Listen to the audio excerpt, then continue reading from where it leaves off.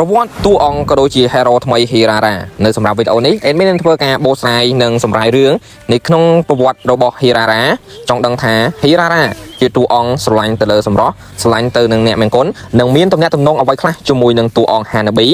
នៅក្នុងវីដេអូនេះ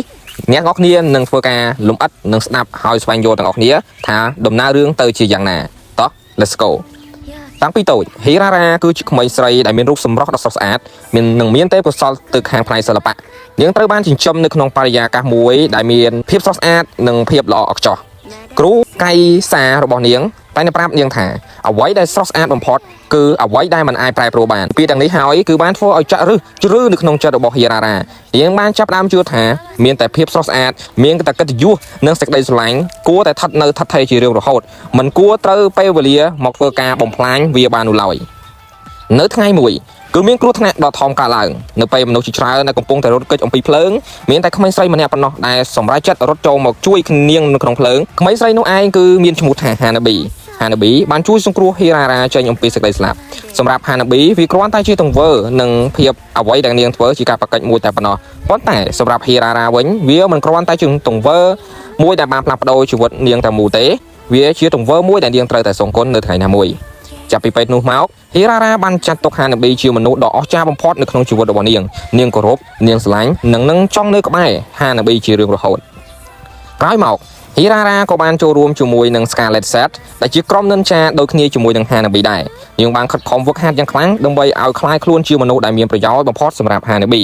មនុស្សជាច្រើនគិតថា Hirara គ្រាន់តែជាមិត្តដ៏ស្មោះត្រង់ម្នាក់តែប៉ុណ្ណោះសម្រាប់ Hanabi ប៉ុន្តែនៅក្នុងចិត្តនាងការគោរពចំពោះ Hanabi បានចាប់ផ្ដើមផ្លាស់ប្ដូរទៅជាការគិតស្រមើស្រមៃតែម្នាក់ឯងនាងបានចាប់ផ្ដើមគឺមិនអាចផ្លាស់ប្ដូរទៅនឹងគំនិតដែលថាថ្ងៃមួយ Hanabi នឹងចាស់នឹងឈឺនឹងបាត់បង់អ្វីដែលនាងមាន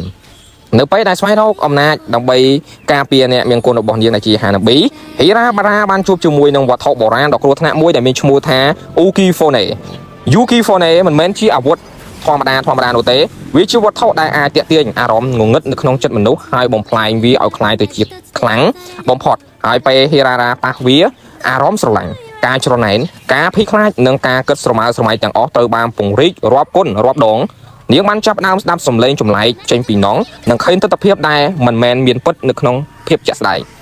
Ukifone បានបំផ្លាញចក្ខុវិស័យច្រើនដល់ Hirara នាងបាន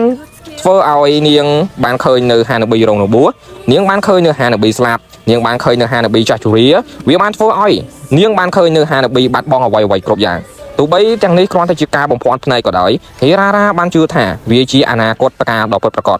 ការភ័យខ្លាចបានបំផ្លាញសតិរបស់ Hirara បន្តិចម្ដងនៅពេលដែលចិត្តរបស់នាងត្រូវបានអំណាចងងឹតបានគ្រប់គ្រង Hirara បានឈានទៅដល់ការសន្និដ្ឋានមួយថាប្រសិនបើ Hanabi មិនអាចគិតផុតអំពីការឈឺចាប់បានទេនោះនាងគួរត្រូវដោះលែងពីពិភពលោកនេះសម្រាប់មនុស្សធម្មតាគំនិតនេះគឺជាគំនិតដែលឈួតបំផុតប៉ុន្តែសម្រាប់ Hirara វិញវាគឺជាទម្រង់នៃក្តីស្រឡាញ់នាងជឿថាការបញ្ចប់ជីវិតរបស់ Hanabi នៅពេលដែលនាងនៅតែស្រស់ស្អាតនិងក្លាហានគឺជាវិធីសាស្ត្រមួយដើម្បីការពារនាងពីការឈឺចាប់នាពេលអនាគតនៅពេលដែលអំណាច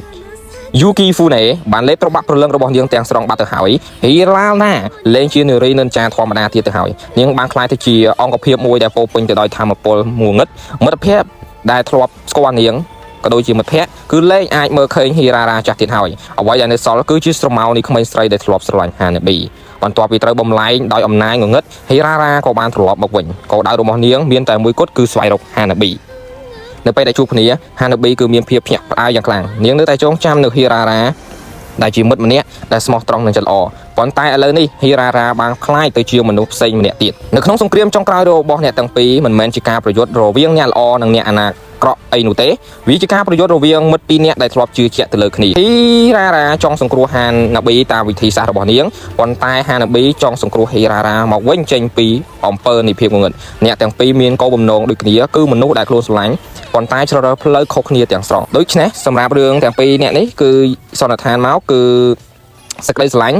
ដែលគ្មានការគ្រប់គ្រងពេលខ្លះអាចคล้ายទៅជាការស្រមើស្រមៃផ្ដេសផ្ដាស់ហើយការចងការពារនរណាម្នាក់ខ្លាំងពេកពេលខ្លះវាអាចធ្វើឲ្យជាការបំផ្លាញនៅពួកគេវិញហើយមនុស្សល្អពេលខ្លះអាចคล้ายទៅជាអាក្រក់បានប្រសិនបើពួកគេបាត់បង់នៅសមត្ថភាពនៅក្នុងការបែងចែកអ្វីដែលល្អអ្វីដែលអាក្រក់ហើយសម្រាប់រឿងនេះគឺមានតែប៉ុណ្្នឹងទេគ្នា